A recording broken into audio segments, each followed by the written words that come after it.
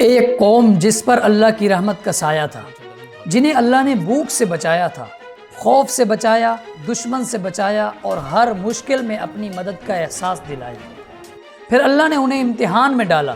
امتحان چھوٹا لیکن صبر سے بھرا ہوا تھا۔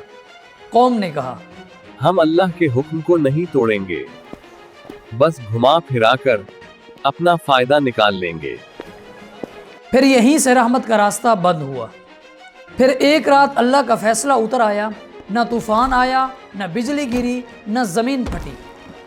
جب صبح ہوئی تو ساری قوم بندر بن چکی تھی۔ کل تک جو قوم اللہ کے سب سے زیادہ قریب تھی، آج وہی قوم بندر بن چکی تھی۔ یہ واقعہ ہے اصحاب السبت کا۔ یہ تاریخ نہیں، یہ آج کا آئینہ ہے۔ حضرت موسیٰ علیہ السلام کے بعد بنی اسرائیل کی قوم سمندر کے کنارے رہا کرتی تھی۔ یہاں کا منظر اللہ کی نعمتوں سے بھرا ہوا تھا۔ سمندر کی ٹھنڈی ہوا، دھوپ اور لہروں کی میٹھی خوشبو، ہر ایک کونا جیسے سکون اور رحمت سے روشن تھا۔ یہ لوگ اللہ کے نام سے واقف تھے، اس کے احکامات جانتے تھے، لیکن دلوں میں ایک پرانی عادت زندہ تھی۔ یہ قوم پہلے وعدہ کرتی تھی، پھر اپنی سہولت کے مطابق انہی وعدوں کو توڑ دیتی تھی۔ وہ کہتے تھے، ایک وعدہ توڑنے سے کیا ہوگا، ہم اللہ سے پھر توبہ کر لیں گے اور اس کو منا لیں گے۔ جب ہم اللہ کے منتخب شدہ بندے ہیں تو پھر ہم پر پابندیاں کیوں ہیں؟ مضبوط ایمان والے جواب دیتے، یہ پابندی نہیں ہے، یہ اللہ کی طرف سے آزمائش ہے، ہمیں اس پر یقین رکھنا چاہیے۔ اللہ نے ان سے کہا کہ ہفتے کے دن تم مچھلیاں نہیں پکڑو گے۔ ایک شخص نے کہا، صرف ایک دن کی تو بات ہے، ہم رک جائیں گے، پھر اگلے دن شکار شروع کر دیں گے۔ پھر ان پر امتحان آیا۔ جس دن شکار پر پابندی تھی، اس دن سمندر مچھلیوں سے بھر جاتا تھا۔ تازی موٹی مچھلیاں جیسے کناروں پر آ کر کہہ رہی ہوں، ہمارا شکار کر لو۔ ایسا پہلے کبھی نہیں ہوا تھا، یہ ہمارے لیے بہت بڑی آزمائش ہے۔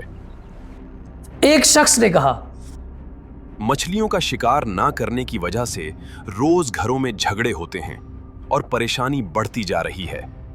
پھر شیطان نے ان کے دل میں ایک تدبیر ڈالی، ہفتے کے دن مچھلیاں نہ پکڑا کرو، لیکن گھما پھرا کر اپنا فائدہ نکال لیا کرو۔ لوگ ایک دوسرے کی طرف دیکھتے ہیں اور مسکراتے ہیں، اور وہ ان کی مسکراہٹ انہیں عذاب تک کھینچ کر لے جانے والی تھی۔ ایک شخص نے کہا، ہمیں ایسا کرنا چاہیے کہ ہفتے کے دن جال بچھا دیں گے اور اگلے دن وہ مچھلیاں نکال لیں گے۔ دوسرا شخص بولا، یہ ٹھیک ہے، ہفتے کو مچھلیاں پھنس جائیں گی اور اتوار کو نکال لیں گے، ہم بھی راضی، اللہ بھی راضی۔ پھر وہ لوگ سمندر کے کنارے پہنچے، نالیاں بچھانا شروع کر دی، جال بچھانا شروع کر دیے اور اپنا راستہ نکال لیا۔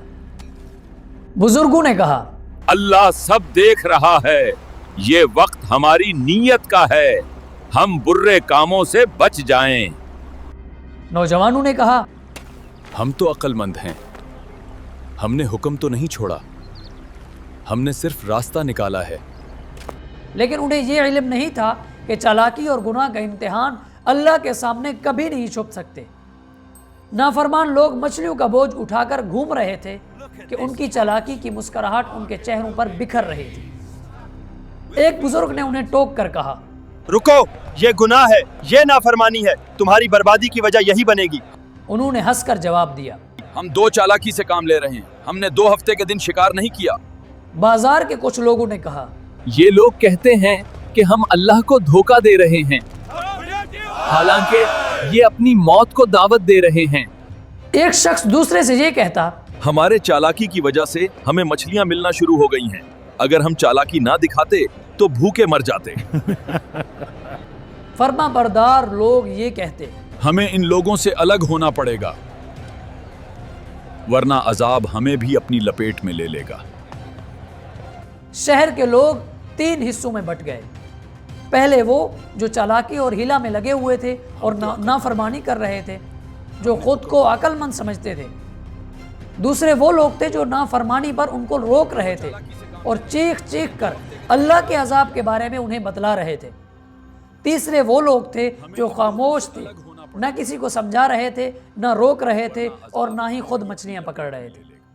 ایک آدمی بولا، ہم تو صرف دیکھ رہے ہیں، اللہ کی رحمت ان کے ساتھ ہے یا نہیں؟ جب باقی لوگ ان کو دیکھتے کہ وہ دعوتیں کھا رہے ہیں، مچھلیاں کھا رہے ہیں، تو فرما بردار لوگ ان سے کہتے،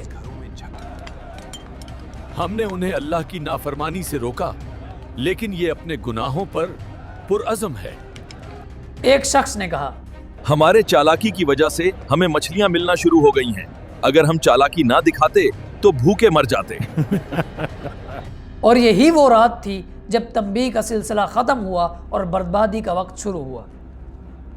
نافرمان لوگ سو رہے تھے پیٹ بھر کر، اور رات کے وقت ایک آواز گونج رہی تھی، ذلیل اور رسوا ہو جاؤ اور بندر بن جاؤ۔ پہلے ہلکا سا سایہ آیا، پھر آہستہ آہستہ ان کے چہرے بگڑنا شروع ہو گئے، انگلیاں لمبی ہونے شروع ہو گئیں۔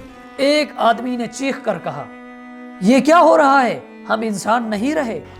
لوگ چیخنا اور چلانا شروع کر دیتے ہیں، ایک دوسرے کو پکارتے ہیں، لیکن ان کی سننے والا کوئی نہ تھا۔ صبح ہوئی تو شہر خاموش تھا۔ فرما بردار لوگ پریشان ہو گئے کہ آج نافرمان نظر نہیں آ رہے۔ پھر انہوں نے دیوار پر چڑھ کر دیکھا کہ سارے وہ بندر بنے ہوئے ہیں، وہی انسانی کپڑے پہنے ہوئے لیکن وہ بندر بنے ہوئے تھے۔ پورے شہر میں یہ خبر پھیل گئی۔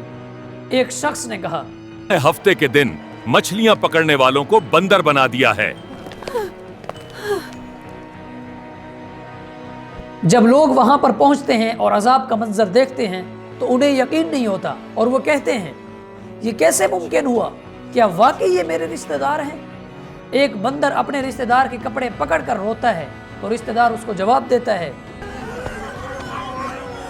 ہم نے تجھے اللہ کی رحمت سے ڈرایا تھا، لیکن تو نے ہماری بات نہ مانی۔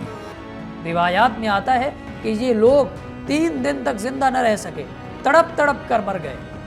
اصحاب السبت کا جرم شرک نہیں تھا، بلکہ اللہ کے حکم میں ہیلا سازی کرنا تھا۔